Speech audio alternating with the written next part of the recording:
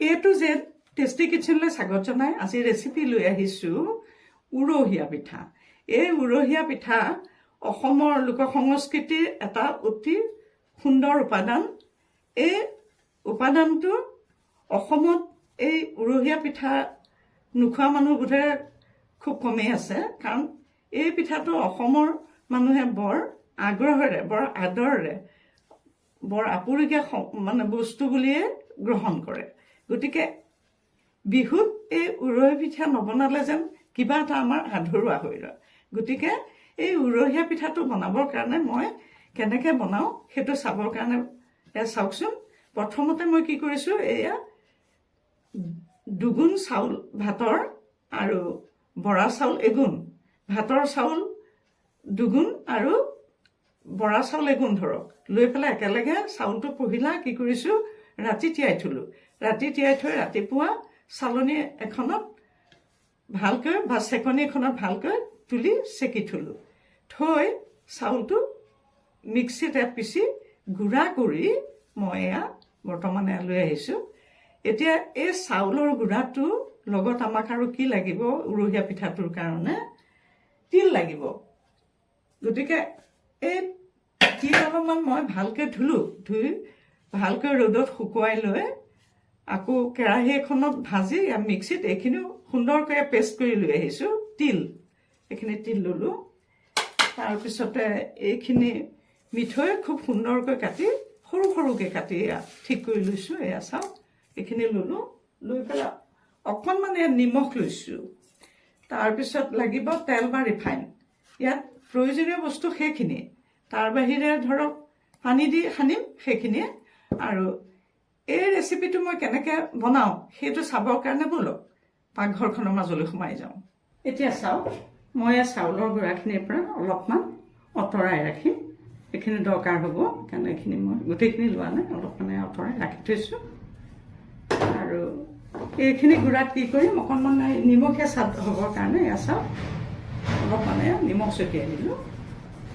নিমখ ছটিয়াই দি এইটো ভালকৈ মিক্স কৰিলোঁ, সুন্দৰকৈ এইটো মিহলি কৰি ল'লোঁ। অলপ অলপকৈ পানী দি পেলাই অলপ অলপকৈ এইটো সানিম। একেবাৰতে বেছিকৈ পানী দিলে এইটো ঢিলা হৈ যাব পাৰে। এইটো চাওক, এইটো অলপ অলপকৈ পানী দি এইটো সানিম। এতিয়া সানি আছোঁ। এয়া পানীটো আৰু অলপ লাগিব। এয়া আৰু অলপ পানী দি দিলোঁ।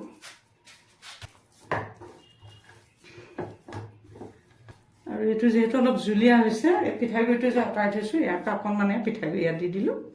দি পেলাই এইটো কেৱল সানিম। ইতিমধ্যে চাওক, এইটো সুন্দৰকৈ ডৌটো প্ৰস্তুত হৈ গৈছে। পিঠাগুড়ি এইটো সুন্দৰকৈ, এইটো সনাৰ ওপৰত বহুত নিৰ্ভৰ কৰে, কাৰণ এইটো সনা বেয়া হ'লে পিঠাটো ফাটি যাব, বনাবলৈ বেয়া হ'ব। এইটো চাওক কি সুন্দৰকৈ হৈ গ'ল। এইটো আঁতৰাই ৰাখিলোঁ। এতিয়া কি কৰিম, ইয়াতে কাঁহীখন পাতি দিলোঁ। দি পেলাই ইয়াত তিলখিনি ইয়াতে ঢালি ল'লোঁ। তিলটো ইয়াতে দি দিলোঁ। ইয়াতে অকণমান নিমখীয়া স্বাদটো হ'বৰ কাৰণে নিমখ দিলোঁ। এতিয়া চাওক, এই মিঠৈখিনি যে ৰাখিছিলোঁ, এই মিঠৈখিনি ইয়াতে অলপ অলপকৈ দি মিহলাম। এতিয়া কিমান লাগে চাই লওঁ বাৰু, গোটেইটো নালাগিবও পাৰে। গোটেই সানিলোঁ। মিঠৈটো অলপ ঢিলা হ'লে ভাল হয়। এইটো মোৰ অকণমান খচখচীয়া হ'লেও একো অসুবিধা নাই। আৰু মিঠৈটো হেৰি হ'লে মিক্সিত মাৰিও ল'ব পাৰে দেই। এয়া ইতিমধ্যে সনা হৈ গৈছে। এয়া গেছটো জ্বলাই কেৰাহী এখন পাতি দিলোঁ। এয়া অলপ ৰিফাইন দিলোঁ, কিন্তু ৰিফাইন অলপ কম আছে, গতিকে ইয়াতে অকণমান মিঠাতেল দি দিম, মাষ্টাৰ্ড অইল অলপ দি দিম। এয়া দি দিলোঁ। এতিয়া এয়া চাউলৰ মণ্ডটো ল'লোঁ। লৈ পেলাই এয়া চাওক, লগতে এইটো অকণমান ডাঙৰকৈ ল'ব লাগিব দেই, তেতিয়াহে হেৰি হ'ব।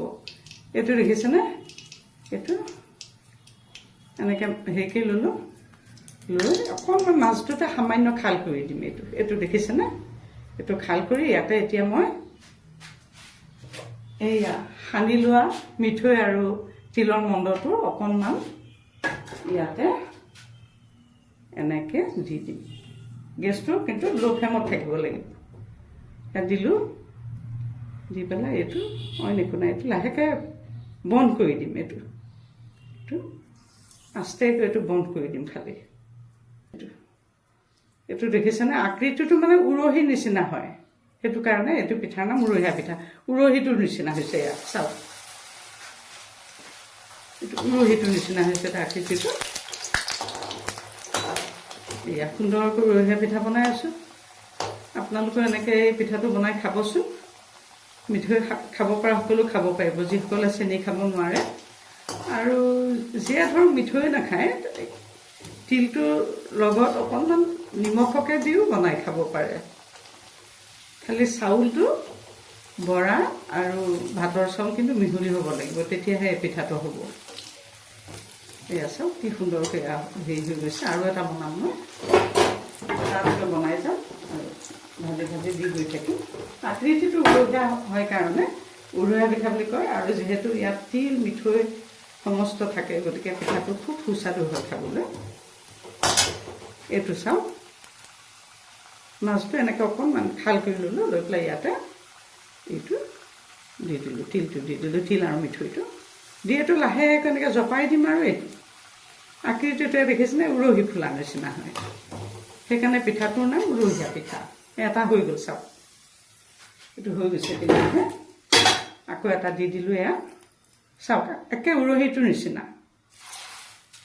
আমাৰ আইতাসকলে আমাৰ ককাসকলে আমাৰ মা দেউতাহঁতে এয়া পিঠা বনাই আমাক খুৱাইছিল বিহুত আমি এই পিঠাটো খাবলৈ বৰ আশা কৰি বহি থাকোঁ আৰু গতিকে চাওক এইটো উৰহীয়া পিঠা প্ৰস্তুত হৈ গ'ল গতিকে আপোনালোকে এনেকৈ বনাই খাব আৰু এটা নতুন ৰেচিপি লৈ অহা প্ৰতিশ্ৰুতিৰে আজিলৈ ইমানতে সামৰিছোঁ